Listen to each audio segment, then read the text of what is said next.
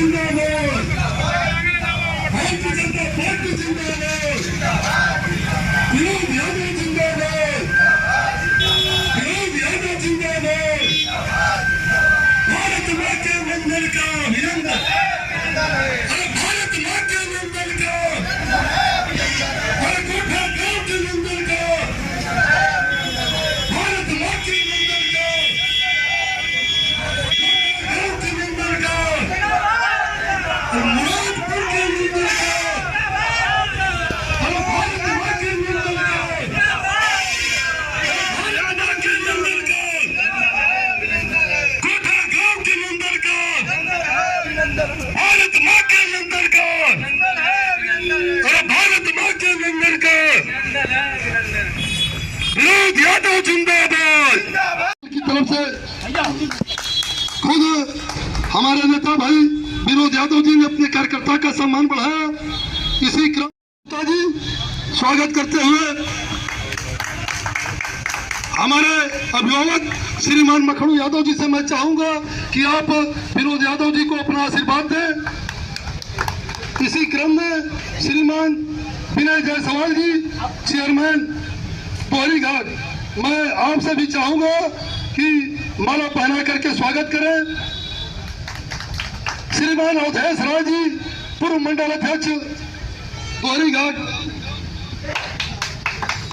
Prince Yadav ji जो बहराव से चल करके आए हैं, आप भी माला पहना करके स्वागत करें। अश्वनी यादव जी जो युवा मोर्चा के पूर्व क्षेत्रीय मंत्री हैं, दरगाह के रहने वाले हैं। अब मैं एक एक कार्यकर्ताओं का नाम लेके बुलाऊंगा। श्रीमान संतोष राय जी बूथ अध्यक्ष गोठा, संतोष राय जी बूथ अध्यक्ष गोठा, सुभाष मौर्य जी जो रसूलपुर से चल करके आए हैं, बड़े भैया सुभाष मौर्य जी। संजय चौहान जी युवा मोर्चा के मंडल अध्यक्ष हैं। श्रीकांत श्रीवास्तव जी,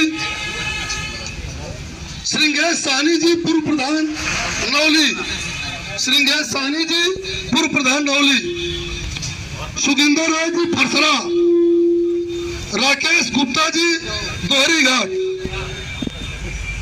विजेंद्र राय जी सियरही, विकास वर्मा जी जिला उपाध्यक्ष युवा मोर्चा दोहरी घाट, आजाद जायसवाल जी सभासद नगर पंचायत दोहरी घाट मंडल महामंत्री, रिपुंजय राय जी बूथ अध्यक्ष बुढ़ावर, आशीष गुप्ता जी दोहरी घाट, पवन राय जी सेक्टर अध्यक्ष गौरीडी कुरौली, जितेंद्र कन्नौजिया जी, शिवम राय जी सक्करपुर, सिद्धि साहनी जी पूर्व प्रधान गौरीडी, श्याम जी पांडे जी दोहरी घाट मंडल उपाध्यक्ष, ढुल्लन कन्नौजिया जी, ढुल्लन चौधरी जी गोठा, राम शरीक राजभर जी क्षेत्र पंचायत सदस्य सियरही बरजला, संतोष साहनी जी ग्राम पतनई, राम सिंह जी गोठा, डॉक्टर पन्नालाल शर्मा जी जो पाउस बूथ अध्यक्ष पाउस, अशोक यादव जी अटरिया हरिपरा,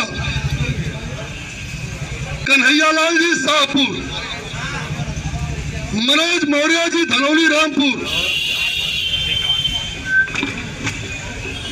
ओम प्रकाश यादव जी सेक्टर अध्यक्ष केसुपाल, विक्रम चौहान जी बूथ अध्यक्ष बुढ़ावर, अमरजीत चौहान जी बुढ़ावर, चंद्र कुमार राय जी दोहरी घाट, प्रेम शंकर राय जी सेक्टर अध्यक्ष ठाकुर गांव, बिंद्रा प्रजापति जी नई बाजार, संजय राय जी बूथ अध्यक्ष जमीरा, मुन्ना निषाद जी सभासद, मुन्ना निषाद जी सभासद दोहरी घाट, मनोज जायसवाल जी सभासद दोहरी घाट, महावीर प्रजापति जी सेक्टर अध्यक्ष धनौली रामपुर, राजेंद्र यादव जी बीबीपुर, धर्मेंद्र राय जी पतनई, अमित चंद पटेल जी सेक्टर अध्यक्ष हरिपरा,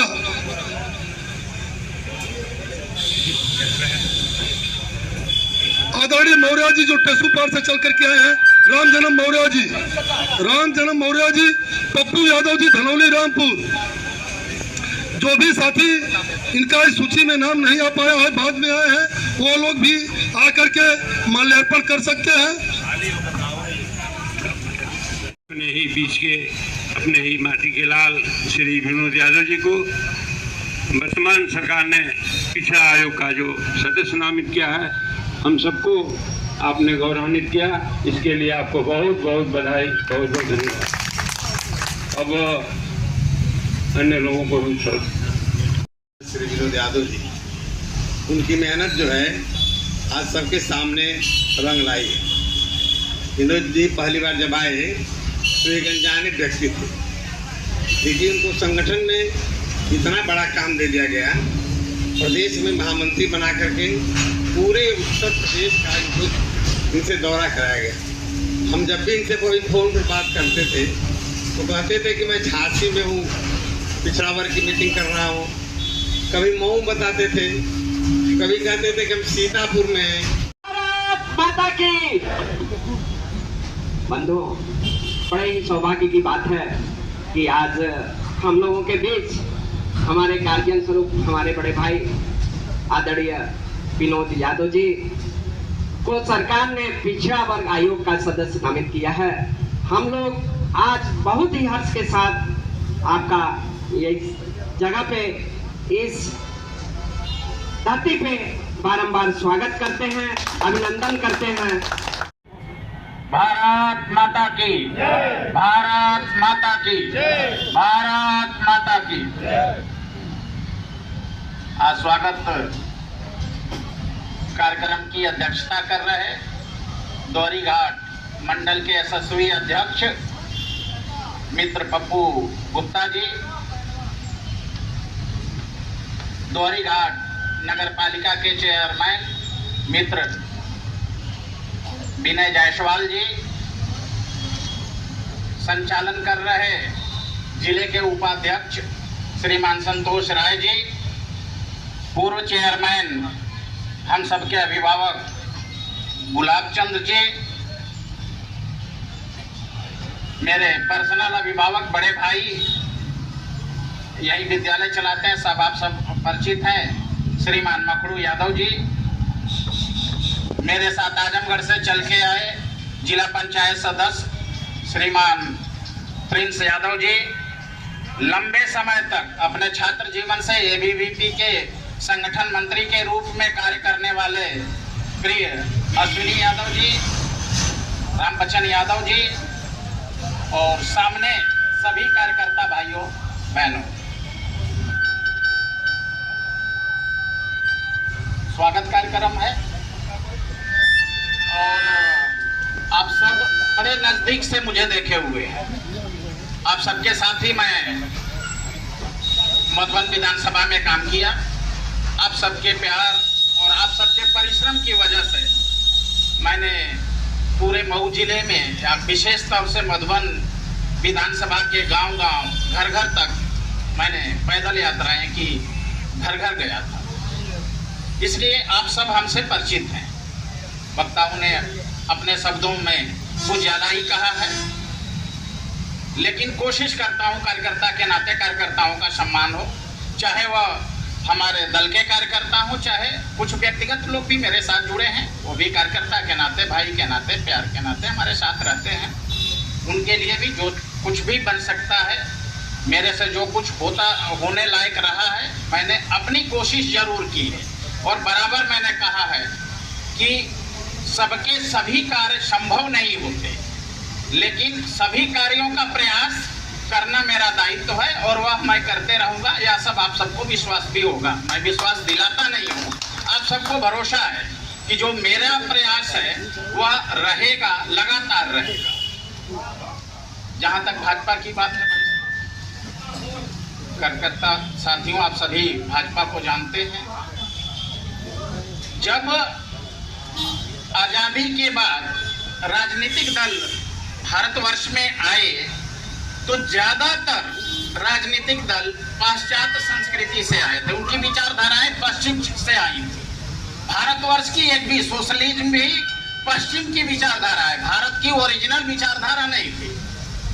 कांग्रेस तो कोई विचारधारा ही नहीं थी, उस पर बोलना ही नहीं है। कांग्रेस तो एक आंदोलन था आजादी का, जिसमें सब लोग शामिल थे, सभी विचार, सभी लोग, सभी जाति पंथ धर्म के लोग शामिल थे। तो कांग्रेस तो कोई विचार नहीं था। कम्युनिस्ट आप सब जानते हैं चाइना और रसिया से आया हुआ था, सोशलिज्म भी कहीं पश्चिम से आया हुआ था। लेकिन जब सन 1951 में भारतीय जनसंघ के रूप में एक राजनीतिक दल का उदय हुआ,